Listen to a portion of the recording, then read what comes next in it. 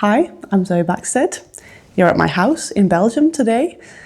I've got a pretty boring lifestyle other than riding my bike, I have to say, but you're going to follow me for a day. I call this place home because, yeah, it's where I moved to when I was just after my 18th birthday. And yeah, it's where I've lived now for the last 3 years even.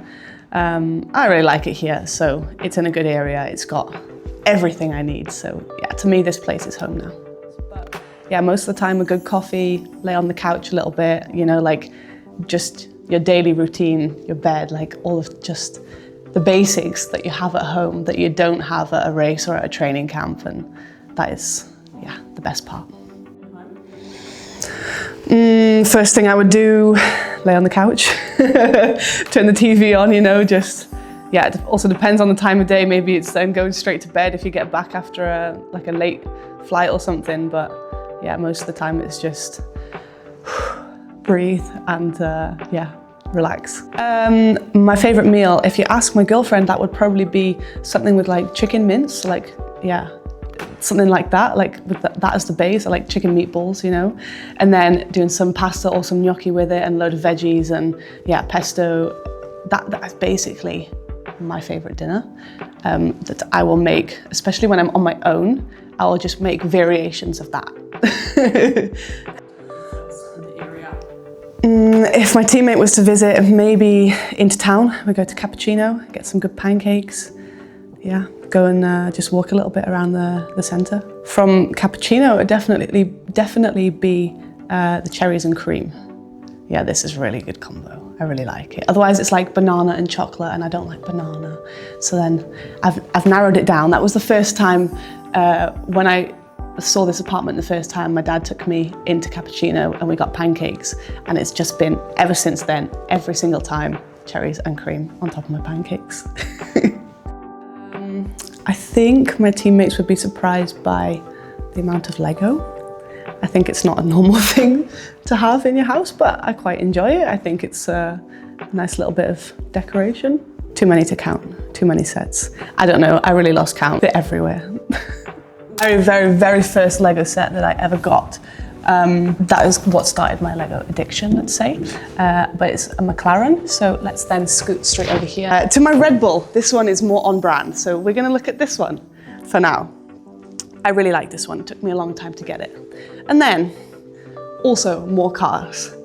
This was a very impulse purchase. I was at a cyclo-cross race in France, and we were there for a few days, and I walked into a toy store, and it was the last one on the shelf, so I bought it. And then I had to bring it all the way back from France to Belgium, and then I built it. But yeah, it's like super cool, you know, you can go inside and the back lifts up, if I can get it to lift up.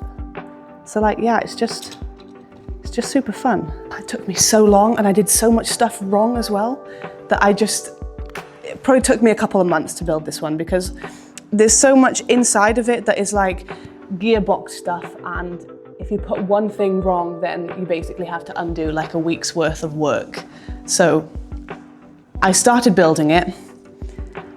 I got frustrated because I did some stuff wrong. And then I basically took a month off and then started again. So yeah, this is my main Lego collection with also some, yeah, World's jerseys on the wall. And I also love my Disney castle.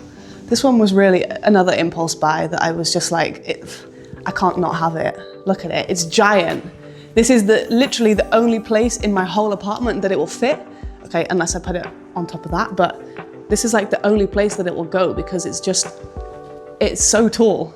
And then yeah, you can see, it's like a half castle and you can see inside all the different rooms. That was also fun to build.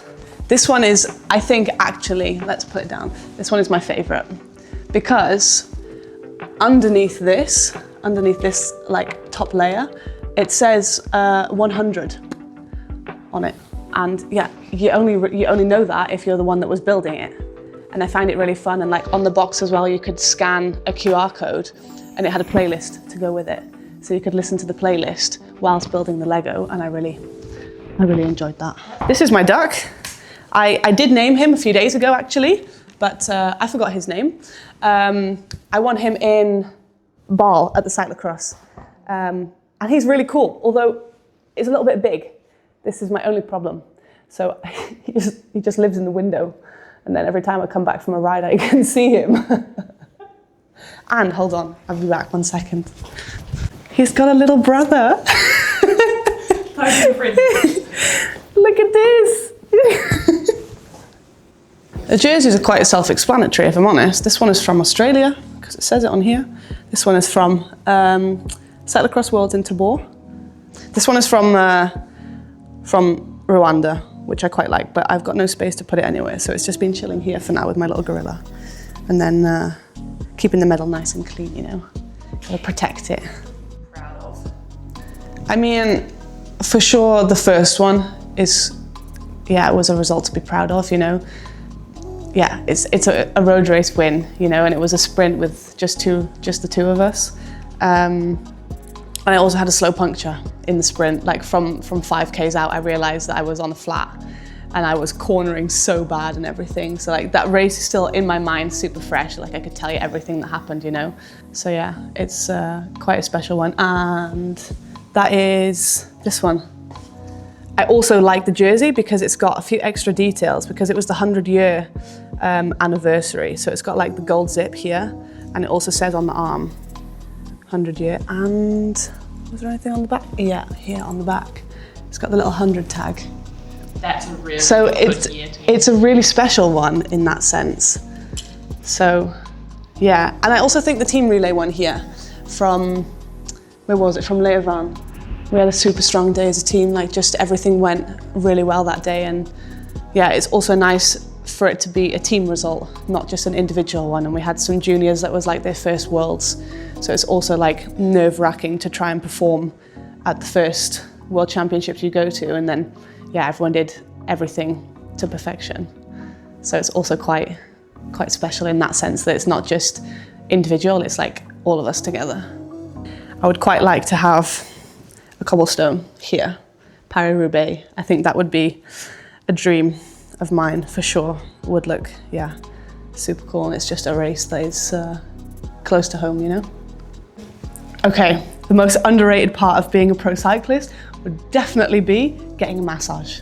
After a stage race or after a race, or before a race even, you know, you have half an hour every day where you can just go and completely relax, lay on the massage table, gossip, you know, do everything, like with the soigneur, you have a good chat, you listen to some good music, maybe there's a bike race on, you watch the bike race, and you just get a nice massage, and that is incredible. I'm going to take you over to Tedium, because I like the climb, and then up over Hortond, and then, if we make it that far, to the bottom of Koppenberg. Admire the view, but not go up the climb, because I don't need to do that. That is a race-only situation, just riding that one. Never going to do it in training. I quite often go over Tedium. I quite like to do that climb. There's many different sides of it that you can ride on, so kind of never really gets boring, and it doesn't hurt too much, but it's still a climb, you know? Yeah, it's nice, just easy gradient. Yeah, exactly that. Right now we're going over Tegenberg, also known to some people as the mushroom climb, but we're not going up the mushroom side of it right now. That's later. That's on the downhill. But yeah, it's just, as you can see, quite a nice gradient. I just like it, you know, especially when the flowers come out in these trees here. It's super pretty. And then, yeah, I just like it. I feel like if you're doing efforts up here, it's quite a short effort, which is also quite nice. For those that know bike racing, this is Koppenberg. This is one of, let's say, my least favorite climbs in the area because, yeah, I mean, the floor here tells you enough. 11% average and 22% maximum. Yeah, awful climb, but in a race it can be quite fun, maybe. And yeah, I've done 2 times also Koppenberg cyclo-cross. Never again, that was awful. In 2023 I did Tour of Flanders, And yeah, I came into this, I was not in the best position, and I think it was like the front 20 that went over the top riding, and yeah, I was walking at that point because it was just, it's just steep, and then one person loses their grip and half the peloton is off the bike, you know, so it's a super decisive moment for the whole bike race. Like, the Koppenberg is just, it's this.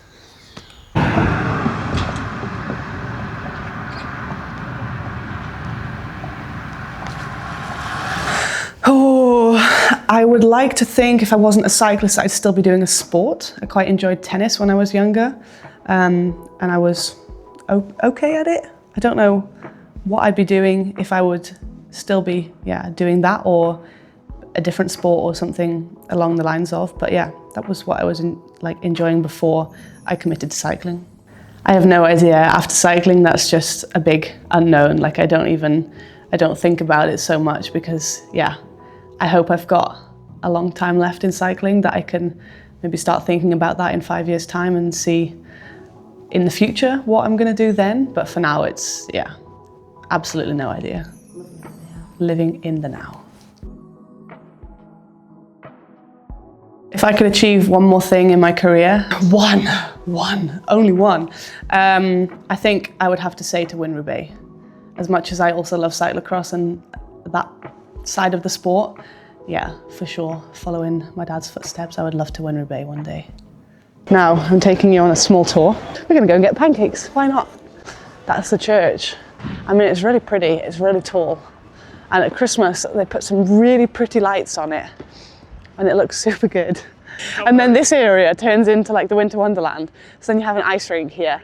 And in the summer, when you have the horse event, then you have like a kermis, and there's even like a roller coaster that was here one time. I went on it, it was really cool, you could see so much. You go. Talk us through the process. Talking through it, you go cream, and you go cherries, and you dollop them on. And you go mix it.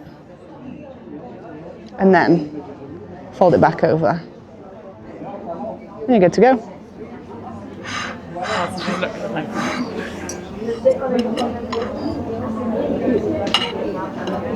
I feel pressure now.